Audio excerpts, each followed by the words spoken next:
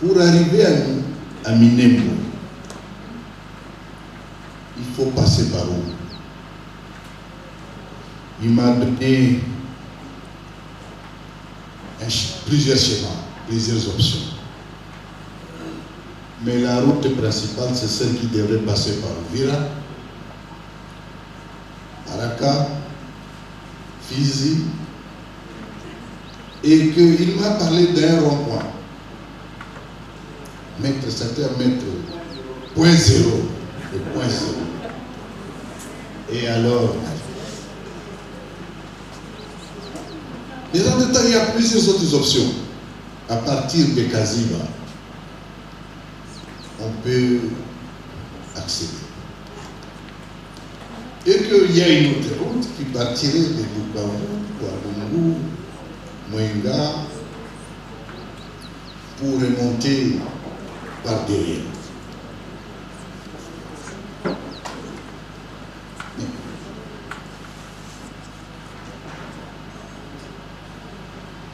Pourquoi en 60 ans, si à partir du Kamanyola, on me dit que c'est autour de 100-150 km jusqu'à Minembwe, pourquoi on n'a jamais construit une route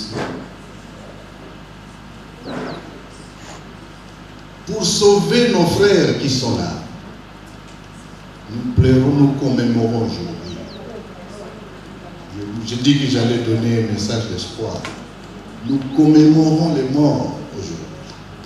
Mais ce qui se passe encore aujourd'hui, depuis plus de 10 jours, je dirais depuis plus de 3 semaines, que la population de Minembwe n'ait pas accès même au sel, aux médicaments, donc savants, et qu'il y a des gens qui orchestrent ça. Ce sont des crimes de guerre. Qu'est-ce que nous faisons? Devons-nous croiser les bras? Non. Lèvons-nous contre cette injustice. Aujourd'hui, toute la population, la communauté Tutsi du Sud Kivu, de Banyamulenge, 15% seulement vivent au plateau. Le 85% sont au mieux dispersés dans les villes,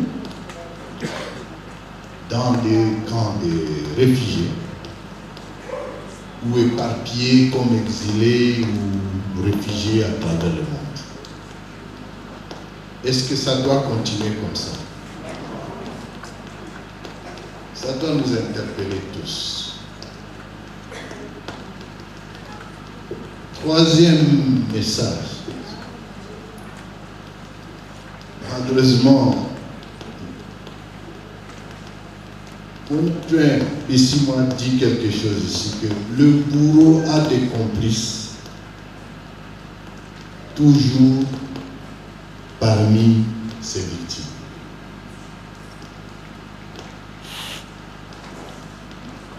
Commençons par nous unir, nous les Tutsis,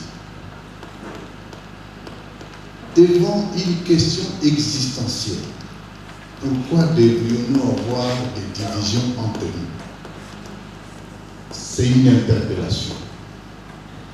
Mais pas que les Tutsis. Extrapolons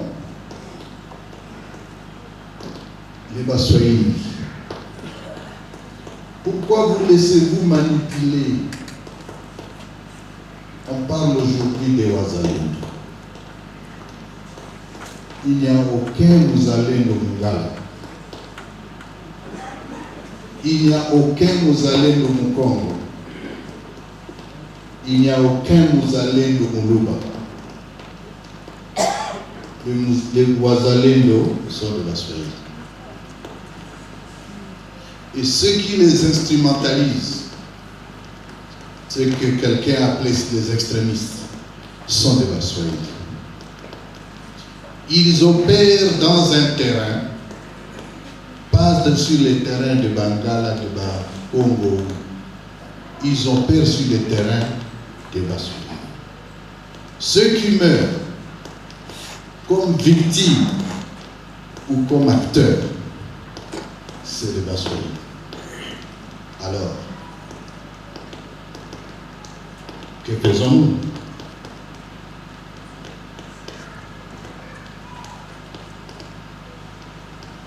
Que faisons-nous? Ma chapelle n'est pas la Swahili. Ma chapelle, c'est le Congo. Et c'est là où probablement je vais terminer pour vous dire le vivre ensemble. Ils nous ont tués, ils nous ont manipulés. Le Congo nous appartient et il appartient à nous tous. Et je voudrais ici, au nom de mes collègues, de l'autorité que nous gérons là, je vous dire que personne n'a le droit ni de te donner ni de te retirer ta nationalité. Tu es congolais, tu l'as été et tu le seras. À moins que toi-même tu décides que je ne suis plus.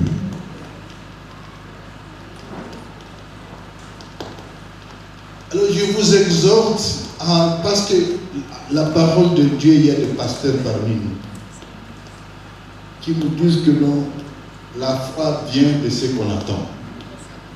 À force d'attendre que toi tu es rwandais, tu commences à croire finalement que tu n'es pas congolais. Je disais à Maître et à Sissi, je les confonds, je disais à Maître Moïse tout à l'heure,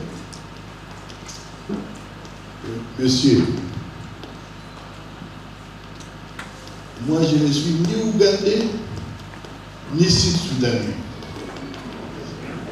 Alors si toi tu acceptes d'être rwandais, c'est ton problème.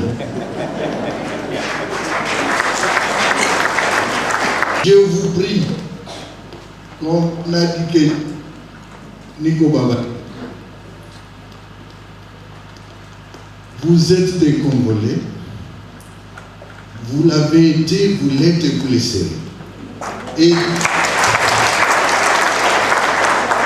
de grâce, ne permettez à personne de vous dire à ton oreille que vous n'êtes pas congolais. N'autorisez à personne de vous le dire.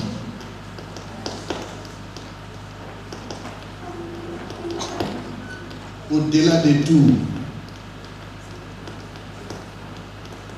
notre mère patrie, c'est la République démocratique.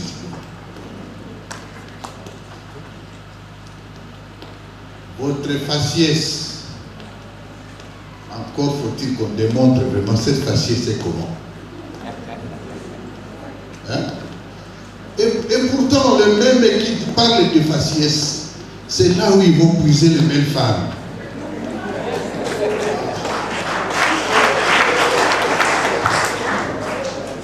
Je me trompe peut-être. Vous avez attendu quand j'ai parlé de belles femmes, Paloukwari. Il sait de quoi il s'agit. S'il vous plaît, mobilisons-nous et la révolution doit aller dans ce sens-là.